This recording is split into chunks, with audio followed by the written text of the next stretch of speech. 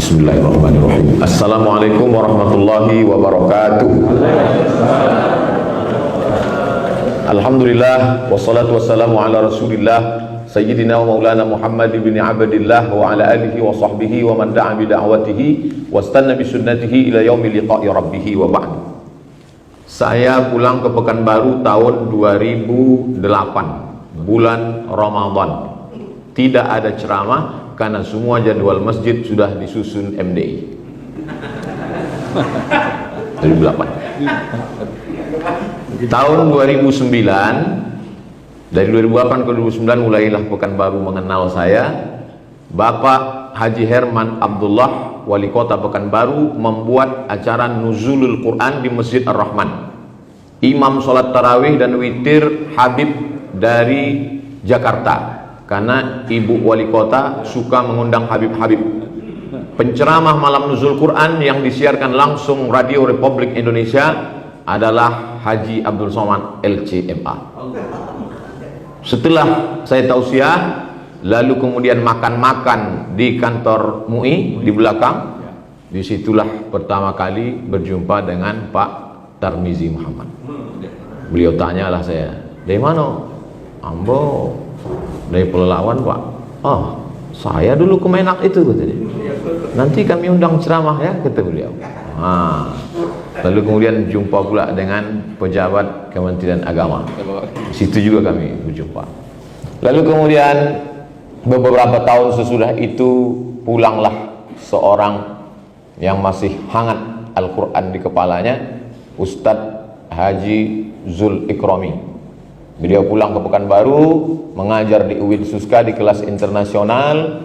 Secara umur saya jauh tua dari beliau, tapi secara keilmuan, baca kitabnya, talaktinya, ilmunya, beliau jauh di atas saya. Akhirnya beliau mendapat beasiswa 5.000 doktor di Sudan. Ketika mau mendaftar itu, beliau tak mau doktor sendirian, diajaknya saya.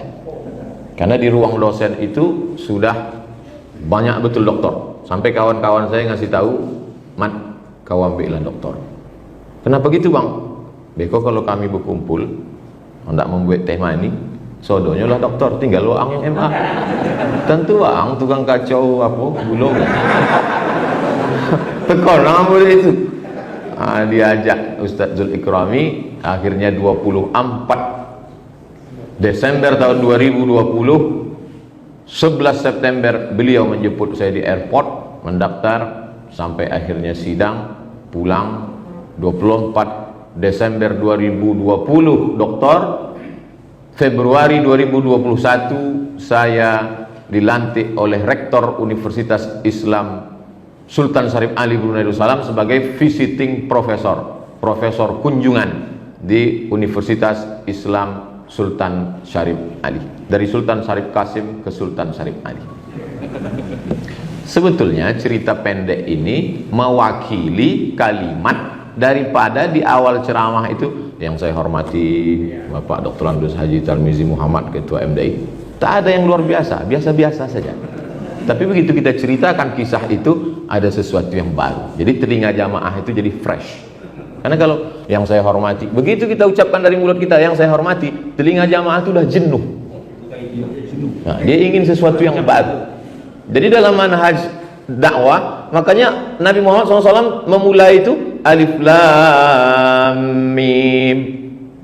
Kenapa? Karena orang Arab sudah biasa mendengar syair yang indah-indah. Tapi begitu mendengar Alif Lam Mim, semuanya takjub. Apa yang akan datang setelah itu? Ternyata yang datang setelah itu adalah Zalikal Kitabula Raiba Fi. Jadi dibuat dulu telinga itu takjub.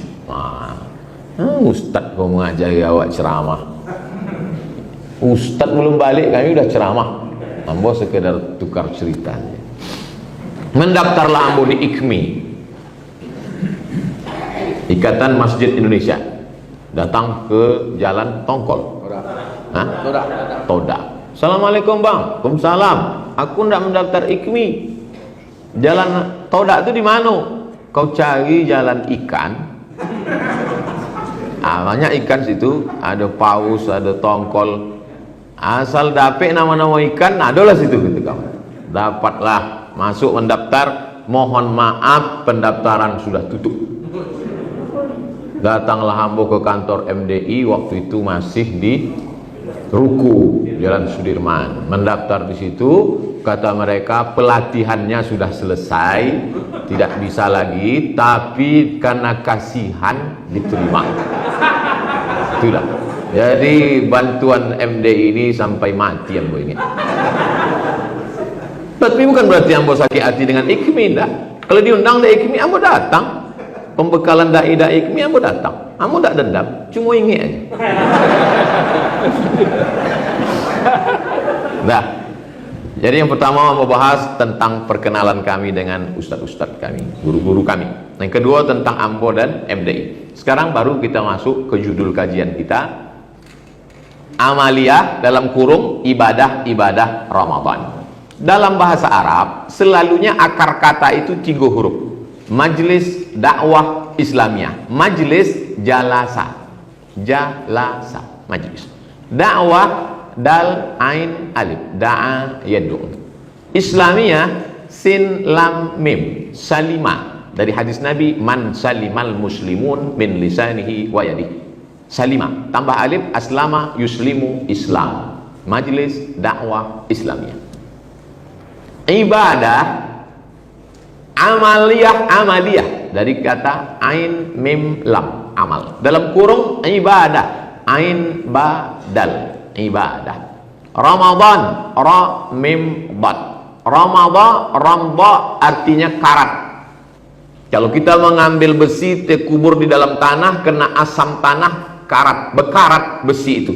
Maka besi yang bekarat tadi mesti kita lepaskan karatnya. Bagaimana cara melepaskan karatnya? Maka dia dimasukkan ke bara api. Bara api yang panas itu bahasa Arabnya ramba. Setelah dimasukkan ke bara api yang panas, menyala merah, pukulkan karatnya, lepas. Begitulah selama 11 bulan ini. Telinga bekarat, mata bekarat, lidah bekarat, hati bekarat. Yang paling banyak karatnya adalah Ustadz Abdul Somad.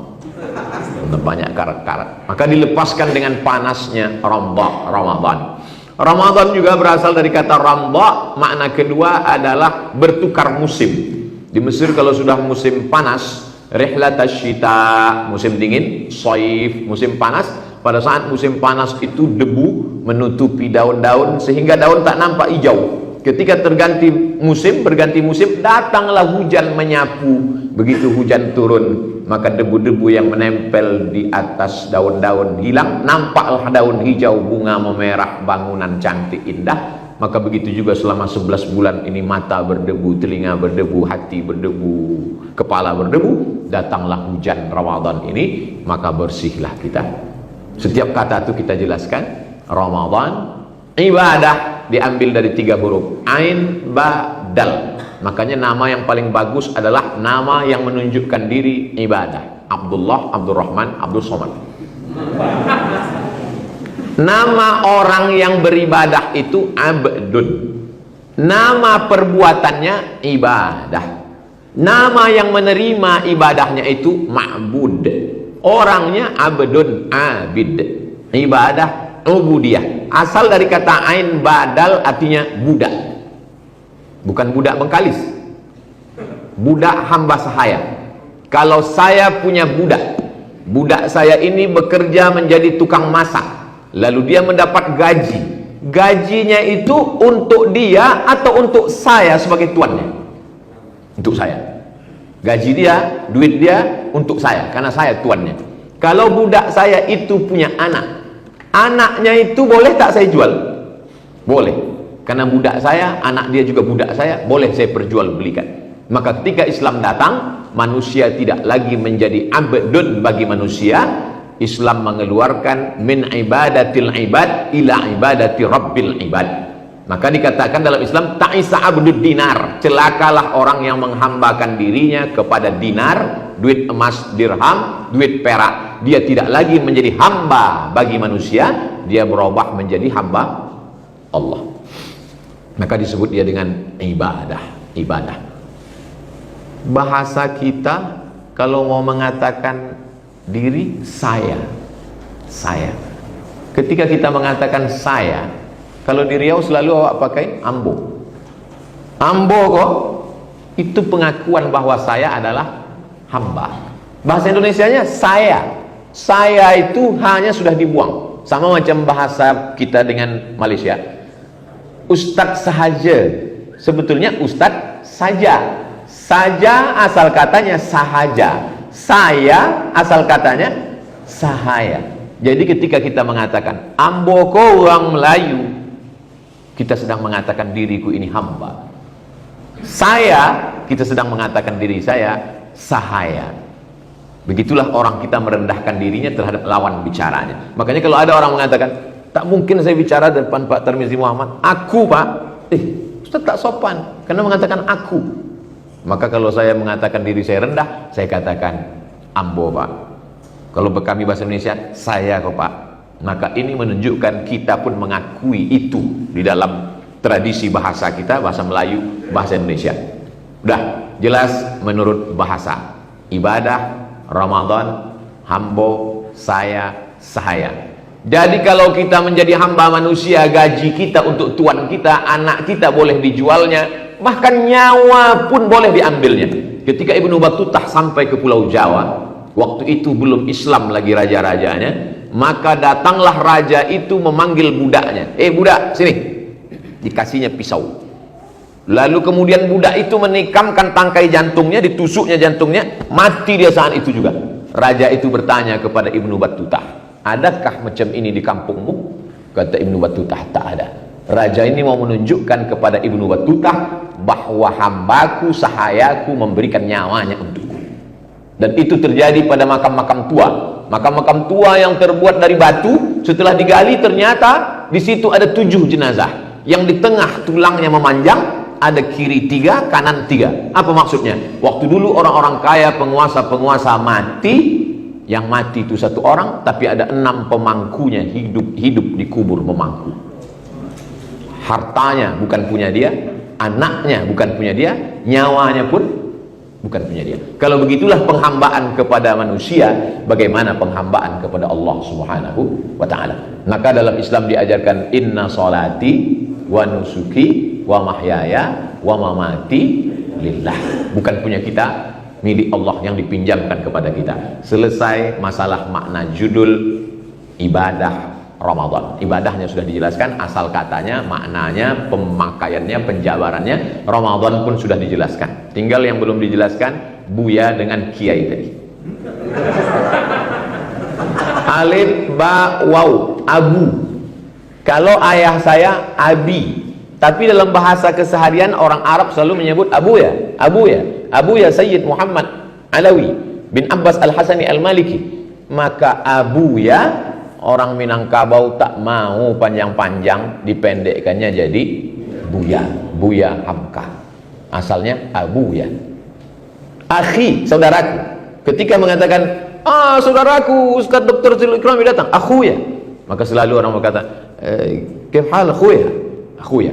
Jadi asalnya adalah abi. Ketika saya mengatakan abi, dan itu biasa dipakai di Jawa kalau hanya sekedar guru. Tapi kalau ayah, Romo Kiai, itu berarti lebih tinggi. Kalau ayah kita, salah kita, dikasih taunya kita dengan adab, dengan sopan santun, melihat ulama sebagai ayah spiritual. Ayahmu ada 3. Abuka salah satun, ayahmu ada 3. Pertama, allazi waladaka, yang melahirkan engkau. Emakmu melahirkan gara-gara dia, itu ayahmu. Yang kedua, allazi zawwaja ibnatahu, yang menikahkan anak gadisnya kepada engkau. Yang ketiga, allazi 'allamaka, yang mengajarkan engkau. Wa huwa afdaluhum. Yang ketiga inilah yang paling afdal di antara ayah 3 tadi. Ayah mertua dengan ayah spiritual. Maka dalam Islam tradisi kita mengatakan Buya. Tapi di Pekanbaru Buya itu biasanya yang paling tinggi. Lalu kemudian Kiai. Di Jawa semua benda-benda yang dikeramatkan itu dipanggil Kiai. Gending, tombak, lalu kemudian gamelan, Kiai. Bahkan ada lembu berwarna putih. Kalau hari-hari tertentu dia berjalan, diarak ke keliling kota, itu pun dipanggil Kiai. Makanya kalau ada Kiai tak bisa baca kitab, dipanggil Kiai Selamat, artinya kerbau putih. Tapi ketika Islam datang, hebatnya kiai-kiai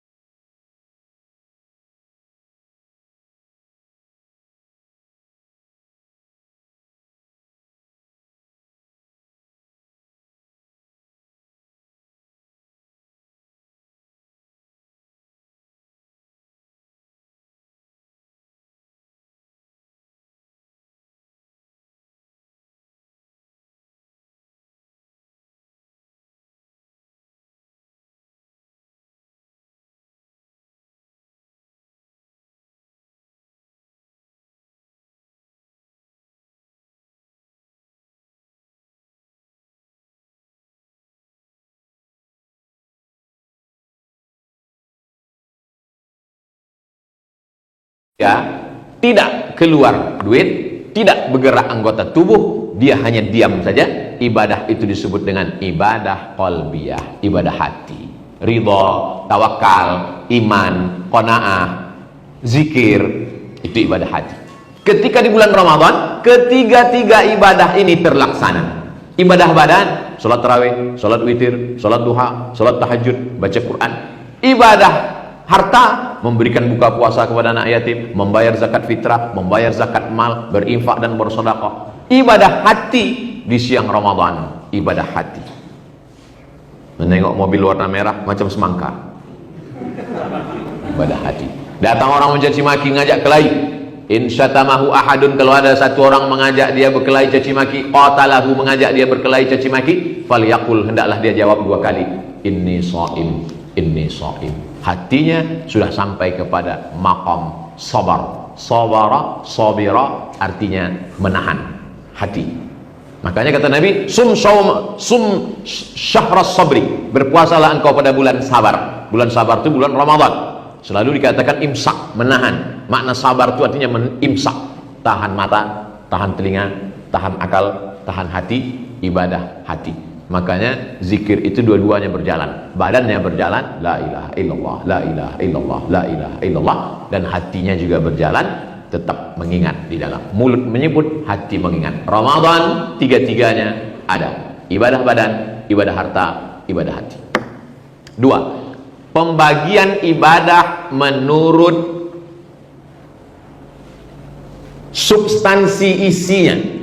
Ada yang pure, murni, original 100% ibadah. Tapi ada yang satu lagi, ibadahnya cuma 1%. Yang 99 hanya rutinitas biasa saja.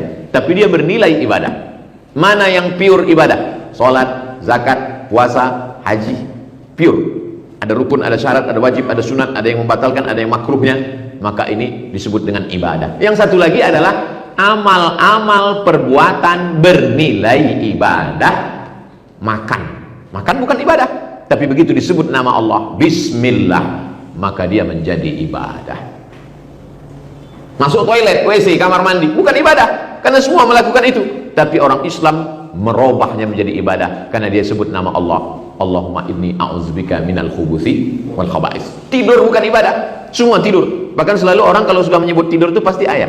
Tidur ayam. Ayam pun tidur. Tapi kenapa tidur kita ibadah? Karena sebelum tidur menyebut nama Allah, bismika Allahumma ahya wa maaf, berhubungan kelamin, menikah, ibadah. Padahal semua melakukan.